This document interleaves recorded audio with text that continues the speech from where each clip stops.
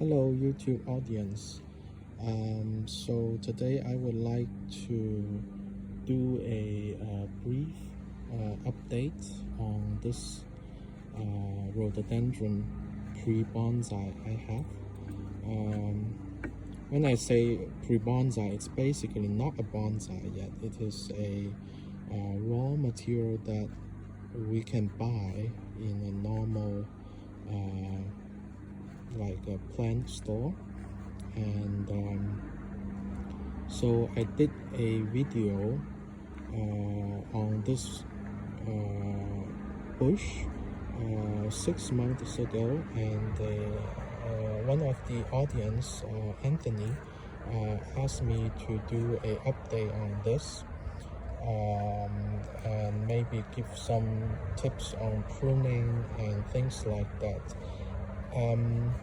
First of all, thank you for watching the video, and I always would like to clarify that so bonsai is a hobby for me, and I do not think I'm an expert on doing bonsai, so I may not be able to give advice confidently on how trees would respond to my operation. So I would suggest everyone who maybe stumble upon my videos would take what I do with a grain of salt, and kind of look at what I do and look at the next update and see how the plant respond to it. So the last video, there was some burning on the leaves, and I basically cut out those burned leaves, and turned out this bonsai is actually a deciduous rhododendron, because some rhododendrons are evergreen, but this one turned out to be deciduous. So this year you can see it's doing really well,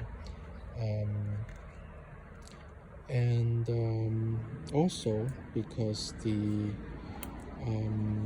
so what I enjoy in doing bonsai is actually the hands-on work on it. It's not necessarily owning a spectacular bonsai, but the process of making a ordinary garden center plant look better and better in the process of developing it into a bonsai. So a lot of the things, the purpose of, so the work itself, it's the reward for me. So some of the things I do is probably not the best thing, may or may not be the best thing to do in terms of developing the best bonsai in the shortest amount of time. And for example, this tree, I think this is the front I choose for it. You can see the branch structure very nicely. I originally think that I would develop this as a twin trunk tree, but as this tree grew this year, it almost looked like clump style now. But if you look carefully, it's still mainly two trunks here. Take this tree as an example. If the purpose were to make a bonsai, increase a bonsai's value in the shortest amount of time, I would not think it's a bad idea to actually not work on the tree too much. Just let it grow, or even put it into the ground in this stage, because a lot of the work bonsai artist or professional bonsai practitioner do refinements, like a lot of pruning, a lot of defoliation, and they are doing it on a specimen that's already of high values. So this one, so two of the very important standard of high value bonsai is, the first is the trunk thickness, and also the nibari. These two are probably the most difficult to develop. It requires the trees to grow. It requires working on the roots year after year, and the tree is currently, if you look at it compared to my finger, it's not even it's not even a pencil thick. So if the purpose were to develop this into a high value bonsai, then it would not be a bad choice to just leave it to grow and fertilize it heavily, or even put it into the ground for maybe 5 years and let it grow into a big bush, so that it has a very thick trunk, and then start working on it in detail. But as a hobbyist, the primary goal for me is not to develop it into a magnificent tree, but to work on it and see how it responds, and to enjoy the process. On that basis, I would like to experiment different techniques that people do on a much higher value tree, on these tiny accessible bonsai. And I do not claim that I know how these trees would respond to those techniques, but simply would like to document what I tried, what I learned and what I tried on the tree, and maybe several months later look at the tree again and see how it responds to what I did, and learning by doing it. So there are several things that I would like to kind of mention. So first, it is absolutely not a bad choice. It's probably the best choice to just leave the tree alone at this stage and let it grow, and maybe just fertilize it and repot it to develop the root base. So from what I learned, for rhododendrons, they are acid-loving plants. Also I missed the the best repotting time for this tree this year, because deciduous trees, the best repotting time is probably when the buds of the leaves start to swell, but the leaves hasn't really come out yet. So that time would be the best, because in the winter the trees absorbed all the energy from the leaves and shred the leaves and store the energy into the roots to help them get through the winter. So it's probably not a good time to repot in the winter, because the energy is in there. And in the summer there are so much leaves, and it requires a lot of roots to support the plant, and if you repot and cut off a lot of leaves, a lot of roots, that's probably not very good for the survival too. So it is in that time when the buds start to swell, and the root has sent out the energy to the branches, and there's no leaves for not a lot of water consumption yet. So it may be the best time to repot and it's species dependent and locations dependent. It's basically if you observe the bud of the leaves start to swell and the leaf hasn't come out yet, it's probably the best time to repot. And also, if I had repotted this year, I would try to repot it in a substrate that I bought online. It's called Kanuma, Kanuma. Kanuma is a Japanese substrate, which it's acidic, and they use to plant bonsai like azalea. So I would have done that if I had the time, but I didn't do it. Maybe I would do it next year.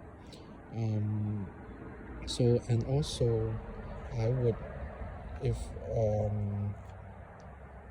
I were to just leave the plant alone and let it develop as fast as possible, I would just keep fertilizing it. So these are some fertilizers I used or I would use. So because this Dr. Earth acid lover, you can see it actually stated azalea, camellia, rhododendron, and maple fertilizers, because these group of plants are so popular. So you can actually find fertilizers for things like rhododendron, because people know they have these special need. They are acid lover. They like acidic soil acidic fertilizer. So if you fertilize it with something that's too alkaline, that's probably not good for the health of the tree. So this specific fertilizer is 343, so it's a relatively low strength fertilizer. The 3 is it's called NPK value. 3 is the nitrogen, and P is a phosphate, and K is potassium. So the 3 value are relatively low, especially the nitrogen value are low. So in the spring, we can fertilize it with this fertilizer. That's what I would do. And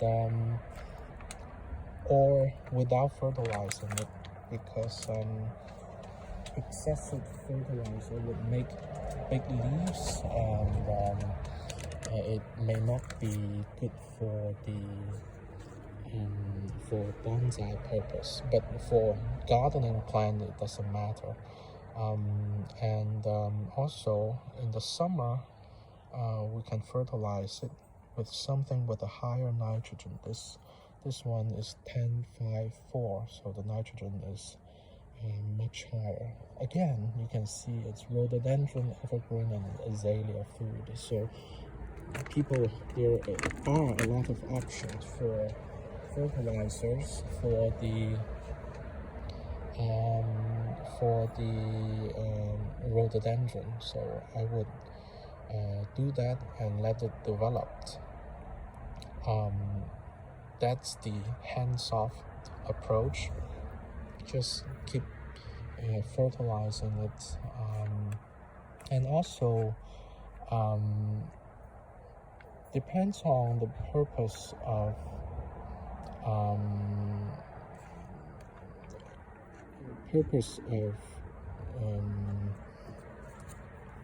working on the bonsai. There are different ways for pruning. So if the purpose is to thicken the trunk as fast as possible, we probably would not even need to prune it. So currently this plant is about I would say 30 centimeters tall. It's still within the, if in terms of bonsai, people may call this a shohin bonsai, which is maybe within 30 centimeters tall. So if the purpose is to develop the trunk, then you probably would not prune it. But if you would like to keep it in a certain size, for example, within the shohin standard, within this size, probably we could prune off the tips. Here, as a general thing I learned is the approach. One of the approach is called directional pruning, which is whenever we prune, we expect some of the buds to get activated and start to grow. So when an intact shoot like this is growing, the leaves kind of shade out the buds under it, and also the tip, the growing tip, they would they actually generate auxins, which inhibit the growth of these dormant buds in the conjunction between the leaf and the stem. There is a bud there that's not growing because the tip is inhibiting it. So if we want this thing called the ramification, which is one branch get into two and two branch get into four branches, then we can actually by pruning it, not only keep the bonsai in a certain size, but also direct how the tree ramified. So for example, if I want a branch to grow out from here and from here, I probably would just prune above it to get rid of the growing tip on top of it, and hopefully there would be branches come out from here, and the tree would become more and more ramified this way. And for example, there are also, we can observe some of the dormant bud. So for example, there is also a bud that's no longer have a leaf attached to it, but it's not going to grow without pruning.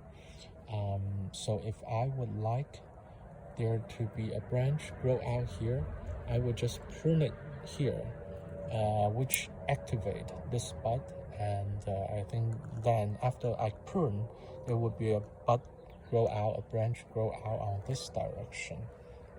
So that's the pruning method. I believe it's maybe general to a lot of the bonsais, and I hope that this would apply to rhododendron too. There is also another way to do this is to improve ramification, is to actually partially defoliate the tree. Just cut off all these, most of the leaves, leaving the smaller leaf in the interior of the plant, and because then it would increase the sunshine that hits all the interior of the plants and kind of activate a lot of dormant buds in the tree and allow a lot of branches to come out that way.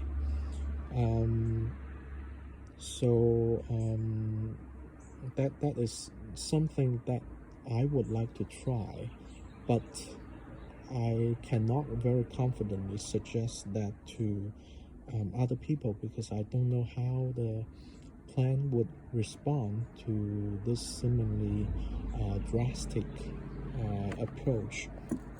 But for me, to try things out is the purpose. The purpose is not to have a high value bonsai here. So that's what I would like to try. And very specific to this plant, I kind of rotate the plant around for several times, and I think the front that I pick would be this. This would be the front of the tree, and you can see very interesting trunk line, and there are two major trunks coming out from there. So when after I select the front, the branches that's blocking the front would need to be pruned off. So you can see this is the major trunk line here. This one is the major trunk line, and there is a branch. This branch is blocking the front view of the tree. So there are two things I could try to do. One is to just prune this whole branch off, and that would reduce the crowdedness of the front.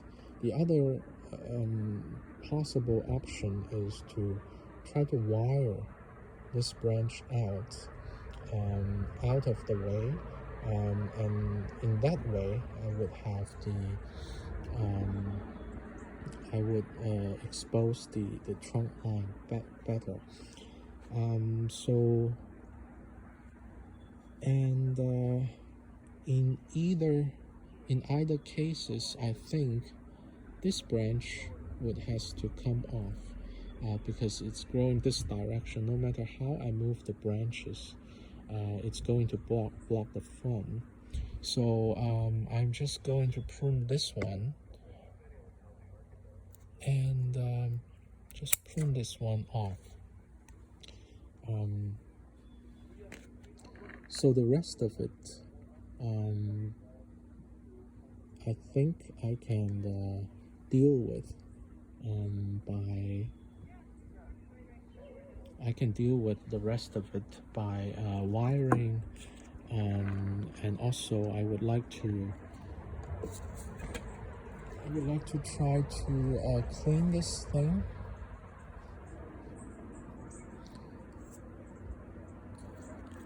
We'll try to clean the stump of this one, clean it off.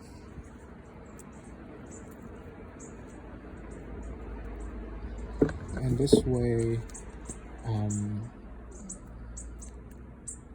maybe this little shoot may grow out from it to a different direction instead of crossing the front. So the other thing about this, from my observation, is in each of these nodes there are multiple dormant buds which could grow out anytime. So in general in bonsai, we want the structure to keep bifurcating. For example, after last fall, basically I've achieved those. So there was four branches come out from here, and I reduced it to 2, and here it become 2, and then upper become 2 and become 2. So it's okay now, but in the future, because the existence of multiple dormant buds in these junctions, in the future it may have a lot more that can grow out. So I think to rhododendron, it's just constantly watching these buds. If there are, for example, 4 branches grow out from one place, then we will definitely need to reduce it back to 2. Depends on what direction we want it to grow. For example, here, I don't know if it can be seen very well. There are multiple buds here.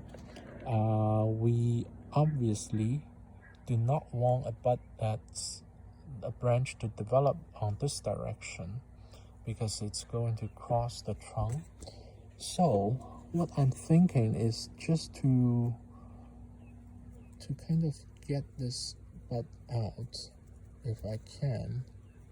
Okay, I just remove that bud, and there's no way they can grow out on that direction. And I also do not want a branch to develop on this direction towards the... It's hard to say this right now. If I do not want it to grow on this direction, I can get rid of this bud too. But I think it's hard to say right now, because this direction is directly towards, so that if I pick this as the front, this direction would be directly poking on your eyes towards you, and we also do not want that. So I think it's safe to just get rid of this bud. Okay, so I just get rid of it. So what's left there, I'm also going to get rid of this bud.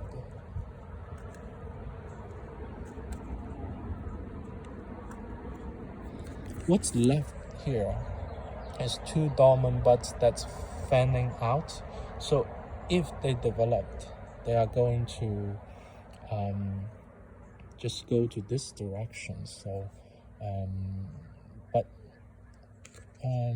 you may or may not have to do this. The other way is to, if there are some directions, some buds you don't want to develop, you just get rid of it right away. But also, these buds provide a lot of possibility to change the direction of the flow of the branches. So you may just let it develop, and when the fall comes, they have either developed or stayed dormant, and after they develop, you can get rid of the branch altogether.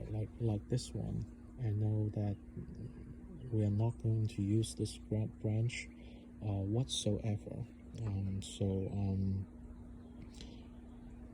so I can get rid of it. So I think this is all the things I would like to talk about, and I think it's applicable both to this particular plant and to bonsai in general. But then I would like to try and defoliate the tree, and to try to encourage dormant buds to grow, and to try to increase ramification. That's something that I would like to try on this tree, but I do not know whether the tree can survive this operation or not.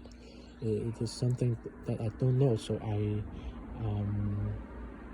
I will not recommend it to everybody at this point. That could change if the plant survive the operation, and I would do a update video next time, and if it works, then I can probably suggest to people. So always take what I say and what I do with a grain of salt. So this video kind of validate the last video. So the last video, those pruning I did to correct the structure, especially multiple branches come out from one place, those operations are successful, and also cut off the burnt leaves. Now you can see it's doing pretty well. So I think the last video is validated, and it's doing pretty well right now. So I think that's it for this video. I would try to defoliate the tree off camera and try to do some wiring, and I will see you maybe in the next video and see what's the immediate effect of defoliating and wiring, and then maybe wait for a month or two and see if the tree survives. So the next video would be after I defoliate and wire the tree, and I would not suggest you do it right now unless you see a follow-up video to validate this actually work on this species. So I will do that off camera and come back and take a look, and then the important thing is to wait for a month or so and look at it later and see what happened then. So I think that's it for this video. I hope you enjoy it. I don't know if it is useful for the audience or not. It's definitely a useful documentation for myself. So I will see you next time, and take care. Bye.